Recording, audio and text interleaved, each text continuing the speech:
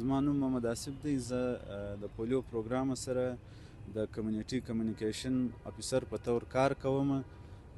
د دې قبایلي جرګې بنیادي مقصد دا دی چې موږ غواړو چې کوټه چونکې یو د قبایلو ښار دی، دلته مختلف قبایل آباد دي، نو موږ غواړو چې یار هغه قبایل چې د دوی چې کوم لیډران دي، هغه خلک چې دي د دې ځایګې هغه کم د دوی فالوورس دي هغه یې فالو کوي.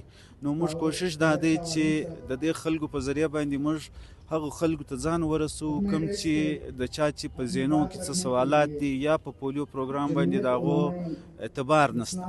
نو موږ کوشش کوو چې د دوی قبایلي عمایدینو په ذریعه باندې دا تر جرګې وکړو، په مختلفو ځایو کې وکړو چې خلک راسي، خلک دا په جرګه کې شمولیت وکړي، دوی یو ځای خو لږ بنیادي معلومات واخلي، او بل چې دوی په خپله کمیونټي کې په خپل علاقه کې بیا خبره کوي، د دوی په خبره چونکې خلک اعتبار کوي.